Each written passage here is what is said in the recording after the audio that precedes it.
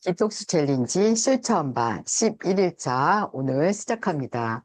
오늘의 주제는요, 채소가 약이 되는 이유입니다. 자, 우리는요, 건강이 나빠지면 먼저 약을 찾습니다. 하지만 몸은요, 약을 먹기 전부터 매일 들어오는 음식을 이용해 혈액을 만들고요, 세포를 보호하고요, 손상된 조직을 회복하고 있습니다. 그 과정에서 중요한 역할을 하는 음식이 바로 채소입니다. 자, 채소에는요, 비타민과 무기질뿐만 아니라 식이섬유, 항산화 성분, 그리고 다양한 파이토케미칼이 들어있어요. 자, 파이토케미칼은요, 식물이 강한 햇빛과 해충, 그리고 병원균, 외부 환경으로부터 자신을 보호하기 위해서 만든 생리, 활성 물질입니다. 자, 우리가 색이 다양한 채소를 먹으면 이러한 식물의 보호 성분도 함께 섭취하게 되는 거예요. 자, 채소가 약이 된다는 말은요, 채소 한 가지가 질병을 치료한다는 뜻은 아닙니다. 그러나 채소를 꾸준히 먹으면 이 식생활 속에서 장과 혈, 그리고 혈관과 세포가 건강하게 기능할 수 있는 환경을 만들어준다는 의미입니다. 자, 핵심 이해는요, 채소는 칼로리가 낮아서 먹는 음식이 아니에요. 자, 채소에 들어있는 식이섬유, 장내 미생물의 먹이가 되고요. 배변과 포만감 유지에 도움을 주잖아요. 자, 칼슘을 비롯한 여러 무기질은요. 체내 수분과 전해질 균형에 관여하면서요.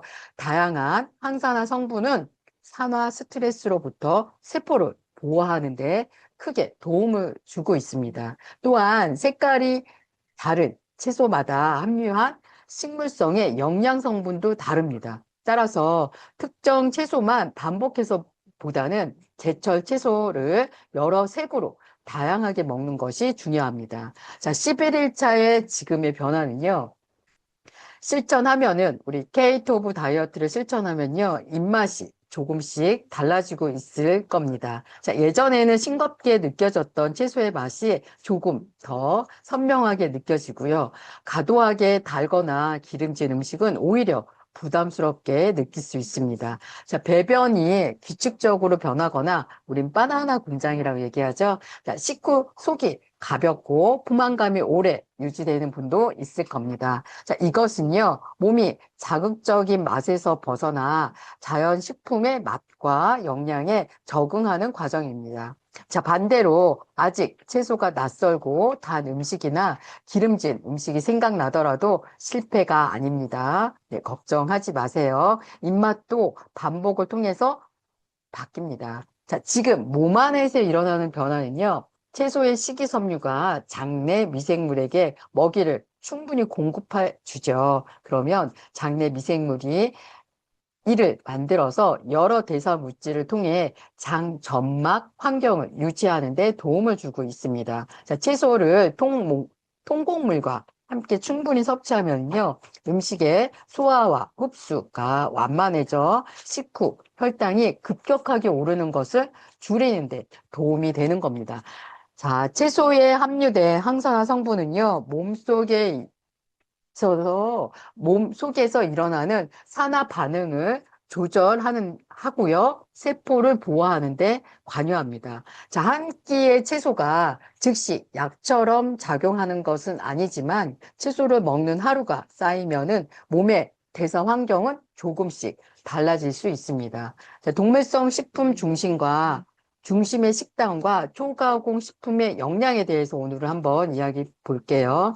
고기와 가공육, 치즈, 달걀 등 동물성 식품 중심의 대부분을 차지하면 식사가요. 그러면 식이섬유 섭취가 부족해지기 쉽겠죠. 자, 동물성 식품에는요, 식이섬유가 없기 때문에 채소와 통곡물의 자리가 줄어들면서 장내 미생물이 활용할 수 있는 먹이가 부족해지는 겁니다. 자, 특히 튀김이라든가 햄, 소세지, 패스트푸드처럼 기름과 동물성 식품이 결합한 음식은요, 에너지 밀도가 높아 과식으로 이어지기가 쉬운 거예요. 자, 초가공 식품에는요, 설탕, 정제, 전분, 기름, 나트륨과 여러 식품 첨가물이 함께 들어있는 경우가 많습니다. 자, 이런 식품은요, 자주 먹으면 강한 맛에 익숙해져서 오히려 자연식품의 맛을 약하게 느끼고 맛없다고 느끼고 혈당 변동이나 과식,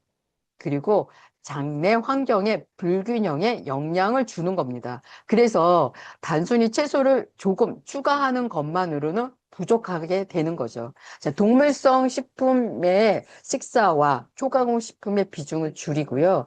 통곡물과 채소의 식단 중심으로 되어야 하는 겁니다. 자, 케이토 오브 다이어트 관점에서 보면요. 자, 기름물, 채소에 기름에 볶거나 설탕으로 양념을 해서 맛있는 음식으로 라고 생각하지 않습니다. 자, 채소가 가진 향, 그리고 색, 수분과 자연스러운 단맛을 살리는 요리법을 중요하게 생각하는 겁니다. 자, 기름을 사용하지 않으면 음식의 에너지 밀도를 낮출 수 있고요. 설탕을 넣지 않으면 강한 단맛에 가려져 있던 채소 본연의 맛을 회복할 수 있는 겁니다.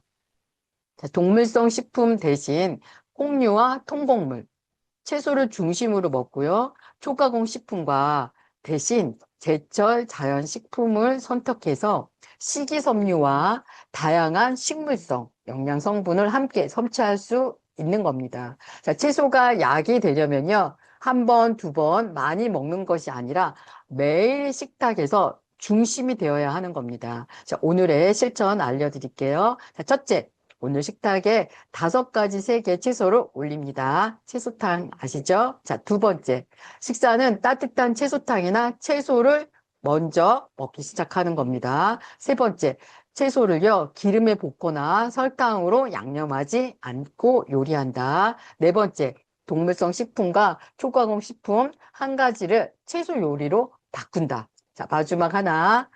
5번째, 오늘의 식단을 인증하고요. 몸의 변화를 기록합니다. 자, 오늘의 메시지 전해드리고 마무리하겠습니다. 채소가 약이 된다는 것은요. 채소 한 가지가 질병을 치료한다는 뜻이 아니에요.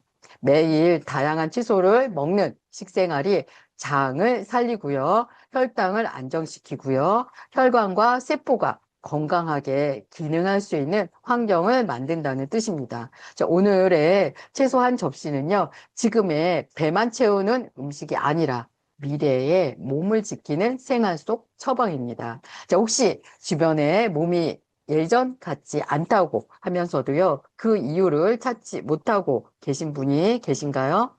몸은 결국 먹는 것으로 만들어진다는 이 단순한 사실을 함께 알려주세요. 여러분의 작은 공유 하나가요. 누군가에게는 건강을 되찾는 새로운 시작이 될 수 있습니다. 매일 몸과 뇌가 젊어지는 디톡스 챌린지 함께하고 계신 여러분 응원합니다. 다음 영상에서 뵐게요. 사랑합니다.